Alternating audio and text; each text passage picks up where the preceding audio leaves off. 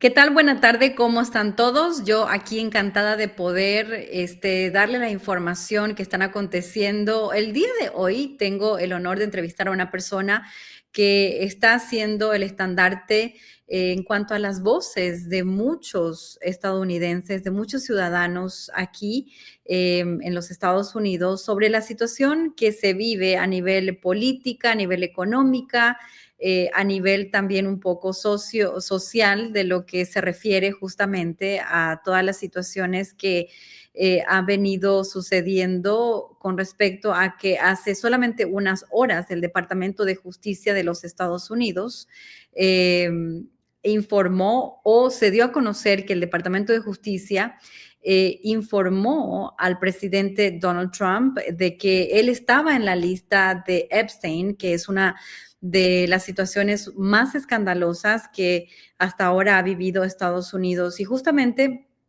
para hablar sobre este tema y también sobre el impacto económico que tiene en las comunidades minoritarias y en las familias y comunidades de personas de bajos ingresos, la aprobación del Big Beautiful Bill. Vamos a hablar con el congresista de California, Ro Khanna, y aquí le doy la bienvenida, señor.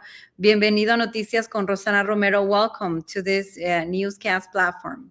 Gracias. Thank you so much. I'm so honored and appreciate your having me. Appreciate your son working for Senator Cortez Masto and making a difference. That's wonderful. Yes, and let me read a little bit about you so that way the people, the Latino community, get to know you, okay? Just a little brief. El congresista Ro Khanna nació en Estados Unidos, es un político y también es abogado y se desempeña como representante de este país por el Distrito 17 del Congreso de California desde 2017. Y él es miembro del Partido Demócrata y justamente ha sido, como ya dije anteriormente, una de las personas, miembros del Congreso que ha estado hablando muchísimo sobre estas situaciones. Y para empezar la comunicación lo voy a tener que hacer en inglés porque él no habla español, pero voy a tratar de traducir algunos puntos importantes y espero también que les sirva a mucha gente esta información para que se estén enterando de lo que está sucediendo hoy en día. So let's start this conversation. First, you're being very vocal about what's going on with the Epstein list since the Department of Justice let the administration know that Donald Trump was in the list. You came out on your social media talking about it, and you're pushing in Congress so they can vote for this. So that way people and you guys can have a voice in regards to this issue. Well, you're absolutely right. I have a bill demanding the full release of Epstein files. And here's the important thing. It's bipartisan. A Republican, Thomas Massie, is co-leading it with me. We have 11 Republicans, including people like Marjorie Taylor Greene and Lauren Boebert, agreeing with me and being on my bill, saying that the Epstein files should be released. And we know now that Donald Trump is mentioned in these files, according to the New York Times. We know that there are hundreds of powerful men, rich and powerful men, who raped, abused, and abandoned young girls, allegedly, and they are in these files. And what I'm saying is release these files. Now, what do you think, or how do you think this is going to proceed in the next few hours or days, since we know that the administration is opposed? Well, the public pressure is building. This is Trump's kryptonite. It's the first time anyone has ever split Trump's base, that you now have MAGA supporters siding with us. And I think this is what the Democratic Party needs to do to come back. We need to speak to some of the Trump voters, people who voted for him because they were upset that the government was being controlled by rich and powerful people, that there was not elite accountability. Now we're saying that we are on the side of the people. We want to take to account rich and powerful people who gave money to politicians and engaged in sex trafficking or financial crimes. And so I think that there's power building, and that political pressure is what's going to cause Trump to release the files. And you mentioned political pressure, and here's a video of you talking in front of the Congress, members of the Congress, talking about this issue, and you actually mentioned this. a few times now. What is the situation today and tomorrow in regards to this topic? What people can expect in regards to this? Well, first of all, the Congress has been shut down. They shut down the Congress because they didn't want to vote on my bill or on Massey's bill. We have also, through the committee I'm on, the Oversight Committee, Summer Lee has issued a vote to subpoena the files, and they've shut down Congress to delay any subpoena. But what we can expect is when Congress returns in the second week of September, we will have a vote on this, and that bill will pass, and we will see the release of these files.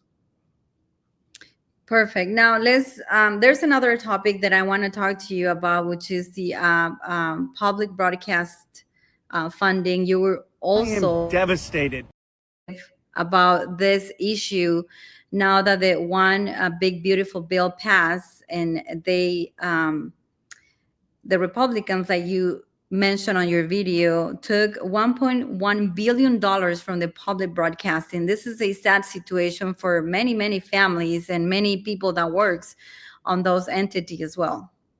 Yes. Do you watch Daniel Tiger, or did your kids watch Daniel Tiger? I mean, look, anyone who's cares about children's programming, and Katrina the Kitty Cat, and Daniel Tiger, Prince Wednesday, Prince Thursday, anyone who has an appreciation for good children's education should be devastated. They're taking that away, and the private sector isn't going to do that because they're not going to spend the money on educational research, on emotional research. They're also taking away NPR and news sources that are objective and that cover things like the poor who don't have health insurance, and who cover things such as famine overseas, because those don't generate profits. It is sad, and they're doing it while giving tax breaks to billionaires.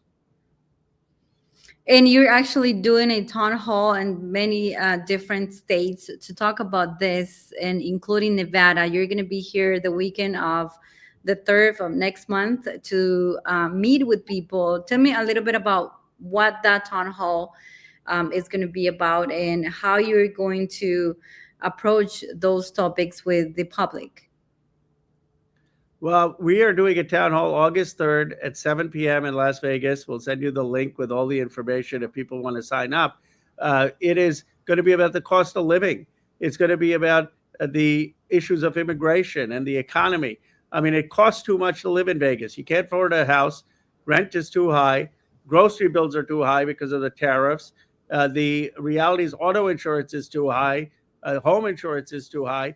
We are doing a town hall with the Culinary Union, Senator Edgar Flores, on how we lower the cost of living, making sure we're protecting people's Medicaid and reversing the cuts Trump has.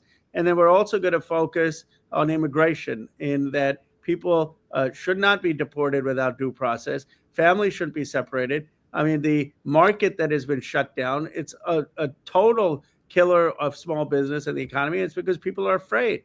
I voted against the Lake and Riley Act. I'm the son of immigrants. I've stood up for immigrants' rights and constitutional rights, and I am sickened that they are taking hardworking folks who are in our hotels, in our casinos, on our fields, who are paying taxes or working hard to support their families, and they're trying to kick them out of this country, deport them, separate them from their families. It's hurting our economy. It's hurting our country, and I'm fighting against that. You're going around many states to talk about these issues with people. Now, let's talk about immigration. You coming from a immigrant family as well, like myself and many other people. Here in Nevada, we didn't have or yet situations like happen in California, the state that you represent. How difficult that is or was for you in regards to seeing your people or the immigrant community going through that process? As a son of immigrants, it struck home, because I know how vulnerable immigrants are. I know how they don't feel that fully safe and fully integrated. And to see a young boy crying because his parents were being detained just made me so sickened for this country.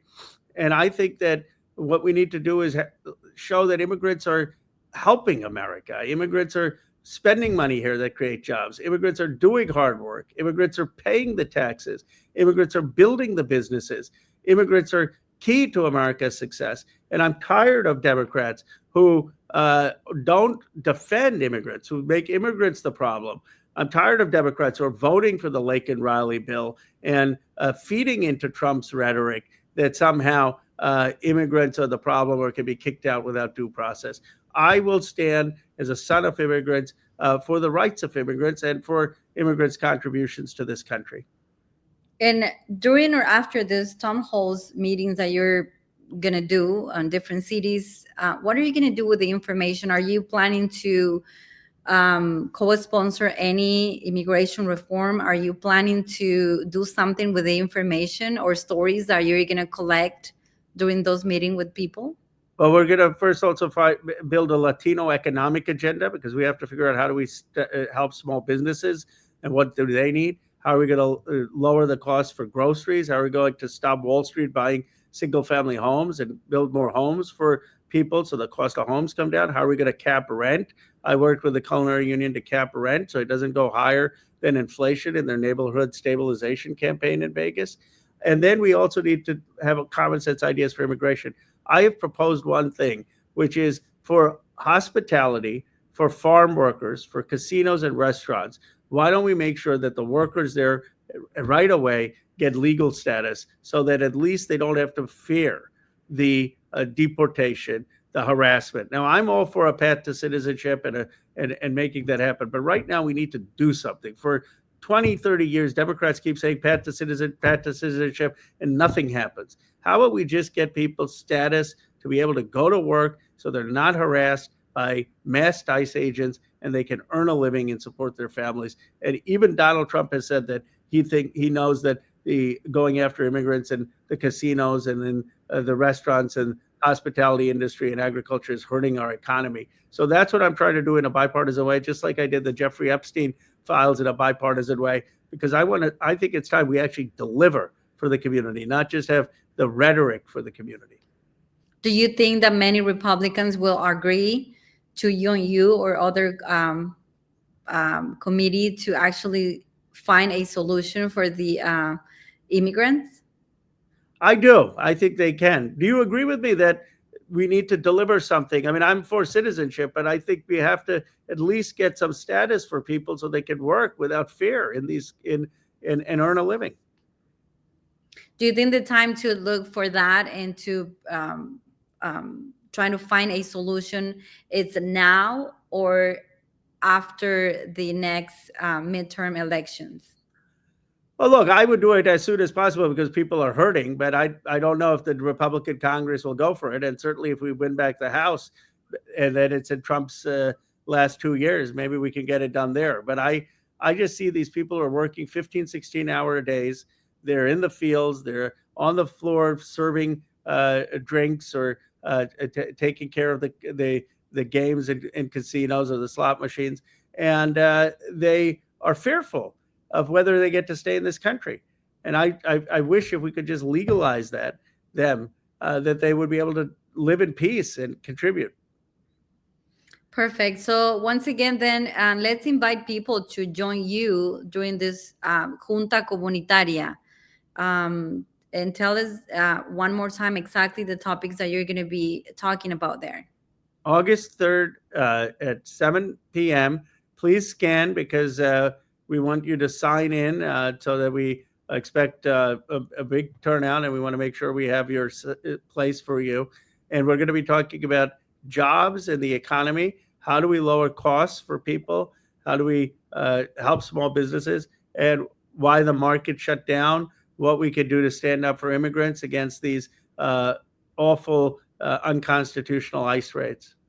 So let me explain a little bit in Spanish about the town hall meeting for my audience that don't speak English. So, gente, lo que está diciendo el congresista Khanna es que le pide a todos a que acudan a la Junta comunitaria que va a tener el próximo 3 de agosto aquí en Las Vegas sobre economía, inmigración y negocios. Los temas más importantes que hoy en día reflejan la situación de nuestra comunidad. Él va a estar acompañado de senadores y congresistas, legisladores locales de aquí, de Las Vegas, de Nevada, en esta junta, a la cual les piden que por favor se registren para que puedan participar. Esto lo están haciendo en colaboración con varias organizaciones, como lo ven aquí. Uno de ellos es el sindicato de la Unión Culinaria.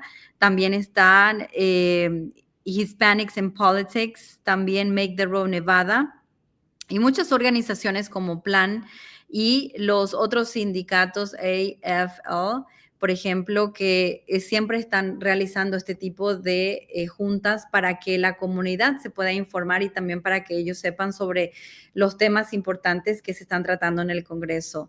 Congressman, thank you very much for your time, this opportunity to talk to you, and good luck, and we'll see you here in Las Vegas then. Thank you, Rosanna. Looking forward to it and excited to see you when I come.